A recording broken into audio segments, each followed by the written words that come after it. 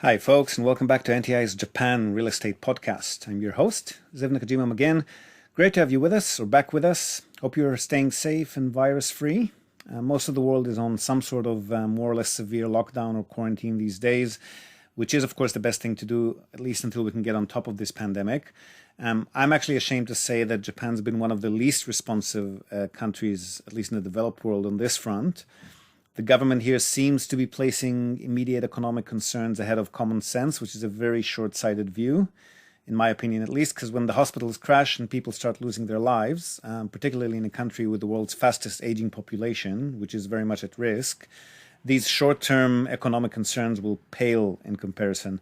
But it is what it is. All we've had so far are very lukewarm type of please work from home if you can and try not to go out too much on the weekend types of statements, both from local and national governments. The trains and the streets, not to mention offices and restaurants and bars, are still packed with people. And coupled with the fact that we're not really getting accurate and up-to-date numbers on infections and deaths, it is a pretty scary situation. We here at NTI are working from home. We've also sent our office staff to work from home. And we basically just don't go out at all, except for essential shopping and so forth. So a bit of cabin fever, but it does seem like most of our foreigner acquaintances here, at least, are doing the same. I wish I could say the same thing for the typical Japanese person, but that is unfortunately not the case, which again, I personally find to be very short-sighted, but one can only do their best, I guess. And being stuck at home is, of course, an excellent time to catch up on reading, studying, resting, communicating with various people that we rarely have the time to communicate with. Mainly our families, but also just like-minded individuals. So probably a good time to remind you all that we'll be holding our second webinar soon. And we need to know which days and times are most convenient for you and which topics you'd like us to cover the most. And of course, also to receive your questions in advance. So if you haven't done so already, take a couple of minutes to fill in our webinar questionnaire. We'll link to that again in the show notes. And let us know as well as pre-register. So we'll send you the link to the webinar meeting space as soon as the day and times are announced. Okay, now regardless, as property buyers and for many of us as investors, as much as we wish for the crisis to be over, the best thing we could do in times of crisis, any crisis really, is to see how it's affecting the markets that we're active in and how we can capitalize on any opportunities that arise in it. So here, there are quite a few interesting factors to observe. Firstly, what has happened is that the Olympics have finally been postponed to 2021. And that's kicked off a bit of a panic among guest house and Airbnb type accommodation owners and operators who have already had most of their bookings canceled for the next few months and are now looking at cancellations as far ahead as September or October. Obviously, the ones among them who are mortgaged or otherwise depend on this business income for survival are not doing very well now. And many of them are actively looking to sell, particularly in Tokyo. So excellent chance for anyone who's had their eye on an older style house in Tokyo or some of the other big cities in the country. If you hop onto some of the Airbnb and guest house operator groups or forums on the internet, or even try to contact these people directly via their accommodation booking pages and websites, and we already have quite a few clients who are doing exactly that, there may just be excellent deals available out there, and you could be helping someone who's actually facing bankruptcy or otherwise very serious financial hardship at the same time. So win-win situation for both parties. Aside from that, we're seeing some serious price drops all over the country, not only in Tokyo and not only for hospitality type properties, but all across the board, and particularly on the more affordable end of the scale. So investment properties that we've mentioned here time and time again. So profiles like smaller, older mansion units or condos, small residential buildings, which are usually the bread and butter type of properties for anyone active in Japan's real estate investment arena.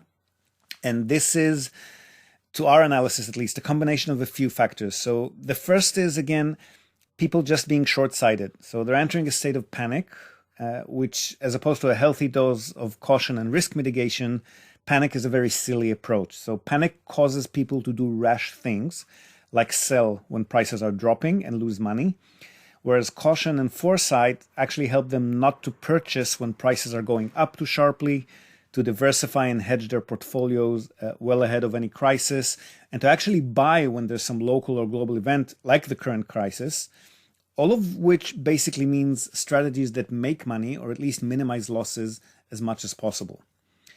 The second factor behind these price falls is that a lot of people were waiting for the property prices peak that they thought the Olympics will bring, which was not a bad strategy generally, except that they've waited a bit too long.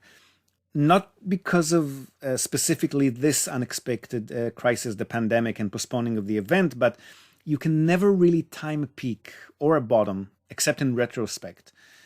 So 6 months, say, ahead of the major global event like the Olympics should have been plenty of time for prices to go up very nicely.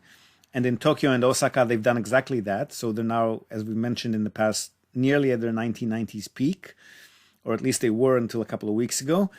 And that's as high as they've been in about 30 years. And they've been at that level for almost a year. But greed made a lot of people wait for the last moment to pull the trigger, to sell at the very last minute, which again created a state of panic for them now that the games have been postponed. So what are we seeing as a result of that? There's a large influx of deals into our deal pipes, dozens of attractive investment properties that are being listed on a daily basis in all major cities, and at prices that we haven't seen at least over the last 2 or 4 years, depending on the location. So in some cases, even longer than that.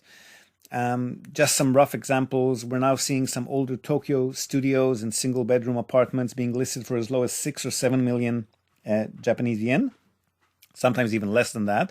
So that's under 55,000 US dollars in some cases. And we're not talking about suburban Tokyo either. These are places like Suginami and even Shinjuku. Fukuoka properties, for example, that have rarely been available for less than 3.5 or 4 million Japanese yen are now 2 or 2.5 million. So again, we're talking about $20,000 or $25,000, prices that you would never see in a city as popular and as large as Fukuoka, or at least not since 2016 or 17. And again, we're talking majorly popular areas like Ohori Park and Nishijin and so forth. Even Higashihiya, which is one of the best spots in town, one station from Fukuoka International Airport and one station from Hakata, the city's main business district and transportation hub. Even there, properties go as low as 3.8, 3.7 million yen, so about 35,000 US.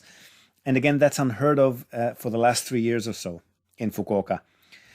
Small buildings as well are going for as low as 400, 500,000 US and generating about 6% net pre-tax in yield, which is super rare in Fukuoka.